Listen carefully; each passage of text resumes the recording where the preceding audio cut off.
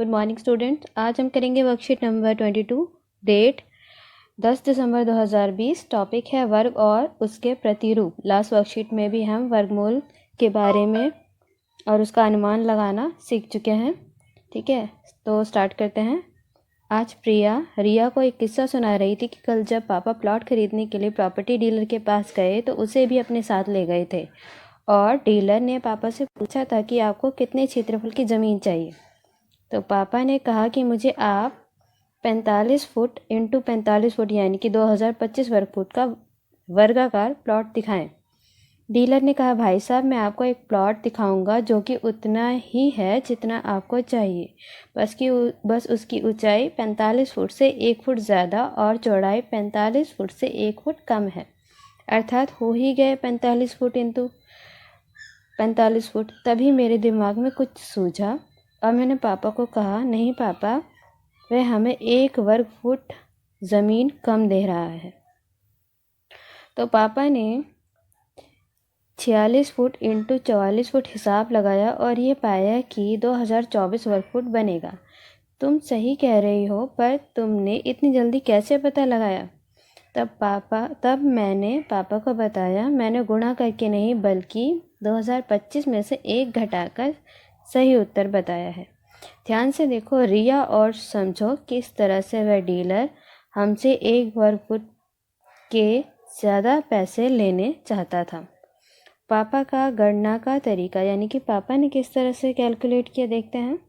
45 into 45 आया 2025 वर्ग foot, और जब दूसरी स्थिति डीलर ने उसे बताई थी 46 फुट इंटू 44 फुट 2024 वर्ग फुट, दूसरी स्थिति में 1 वर्ग फुट कम है बीजीय व्यंजक के अनुसार, जो कि प्रिया की गणना का तरीका था। प्रिया ने कैसे कैलकुलेट किया देखिए।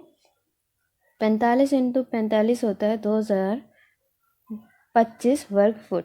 ठीक है, अब सूत्र कहता है a+1 a-1 जब किया जाता है तो हमारा फॉर्मूला बन जाता है a² - 1 स्क्वायर, यानी कि a² - 1।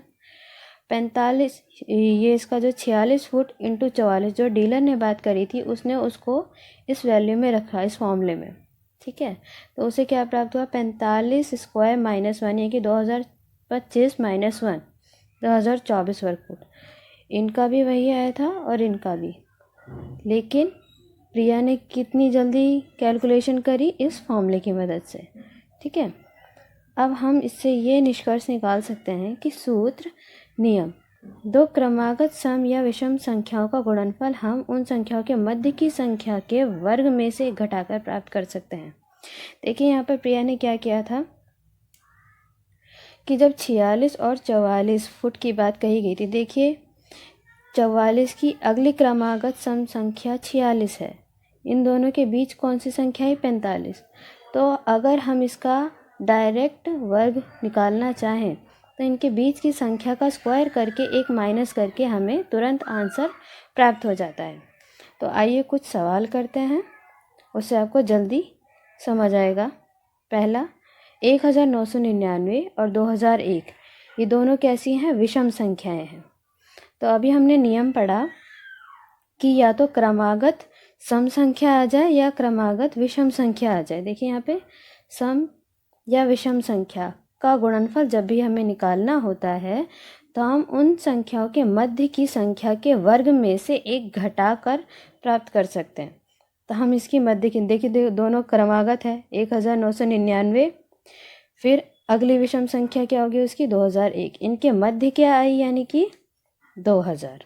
ठीक है, तो आपको क्या करना है, पहले का इन दोनों संख्याओं के मध्य आने वाली संख्या का वर्ग करके एक घटाने पर हमें इन दोनों संख्याओं का गुणनफल प्राप्त हो जाएगा। तो जब इसका स्क्वायर किया जाएगा 2000 का, तो ये आपका बन जाएगा, यहाँ 3 0 थे, अब ये हो जाएंगे 6 0। ठीक है, -1 हो जाएगा ये आपका। ठीक है, 40 लाख -1, फिर आपको संख्या 39,99,999 प्राप्त होगी। ठीक है, नेक्स्ट करते हैं 24 और 26। अब देख सकते हैं आप, दोनों ही क्रमागत सम संख्या है, तो आपको क्या करना है, इसके बीच की संख्या का वर्ग करना है। 24 और 26 क्या है, सम संख्या, उसके बीच संख्या कौन सी आती है, 25। 25 का वर्ग करेंगे -1। 25 का वर्ग क्या होता है आपका 625 और -1 ये आपका हो गया 624। ठीक है, नेक्स्ट देखते हैं 96 और 98। क्वेश्चन नंबर 3 है आपका 96 × 98, दोनों ही सम संख्याएं, क्रमागत सम संख्याएं हैं। तो आपको क्या करना है, इन दोनों के बीच आने वाली संख्या, आप देखिए 96 और 98 के बीच आता है 97, उसका स्क्वायर करना है आपको और -1। जब 97 का स्क्वायर किया यानी कि 97 को 2 बार गुणा किया, 97 × 97, तो आपको मिला 9409, 9409 और फिर -1। जब इसमें से एक घटाया तो आपको आंसर आया 9408। ठीक है, अब क्वेश्चन नंबर 4 देखते हैं। 324 और 322 आपको पता है, 322 और 324 कैसी क्रमागत सम संख्याएं हैं। और नीचे क्या लिखा है, 323 स्क्वायर -1। अभी आपने ऊपर सीखा था कि एक सूत्र था, जब a+1 और a-1 दो संख्याएं, इनका गुणनफल होता है, यानी कि एक संख्या का एक कम और एक संख्या से एक ज़्यादा। मान लीजिए ये 46 और 44, इसका एग्जाम्पल आपको दिया गया था। तो इसका सूत्र होता है a² -1। ये आपको दोनों तरफ से सूत्र याद करना है। ठीक है, a+1 a-1 इस तरह का कुछ पैटर्न आपको बन रहा होगा, तो उसका उत्तर होता है a² -1, यानी कि ये नियम होता है। और अगर a² -1 होता है तो आपको वाइस वर्सा दोनों तरफ से याद करना है कि उसको हम a+1 और a-1 भी लिख सकते हैं। ठीक है, अब यहाँ पे देखिए कि दोनों की दोनों कैसी है, क्रमागत सम संख्याएं हैं। तो इसको हम क्या हमने सीखा था कि इन दोनों के बीच आने वाली संख्या, अब देखिए 322 और 324 के बीच आती है 323, उसका स्क्वायर -1 करके लिख देते हैं। अब देखिए यहाँ पे नीचे भी क्या था, 323 के स्क्वायर -1, यानी कि दोनों का रिजल्ट सेम आएगा। तो हम इसको क्या लिख सकते हैं, जब एक जैसी संख्याएं हो जाएंगी तो ऑब्वियसली उत्तर क्या आएगा, 1 आएगा। ठीक है, नेक्स्ट क्वेश्चन करते हैं। 605 का स्क्वायर -1, अगला आपका कौन सा क्वेश्चन नंबर है, 5।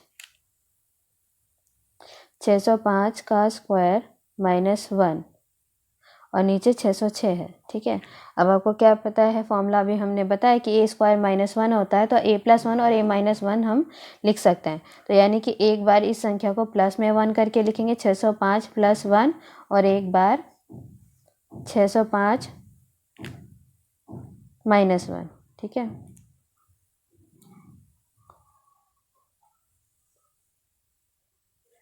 अब 605 -1 और नीचे क्या है, 606। ठीक है बेटा, 605 + 1 ये क्या हो गया आपका 606, और ये क्या हो गया 605 - 1 604।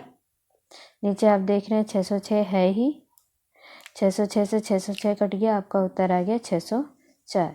ठीक है, अगला करते हैं 71 और 73, इन दोनों का गुणनफल करना है। तो हम ये सीख चुके हैं कि दो क्रमागत सम संख्या हो चाहे विषम संख्या हो, उनका गुणनफल निकालना होता है। तो हम उनके बीच आने वाली संख्या का स्क्वायर कर देते हैं और -1। ठीक है, तो इनके बीच आने वाली संख्या क्या है, 72। 72 का स्क्वायर -1 करना है आपको। तो 72 का स्क्वायर यानी कि 72 × 72 जब किया गया तो ये आएगा आपका 5184 -1। जब -1 कर देंगे तो लास्ट में आपका उत्तर आएगा 5183। ठीक है, अभी सारे क्वेश्चंस हो गए हैं, आप अपनी कॉपी में इनको नोट करिए और कोई डाउट आता है तो पूछिए।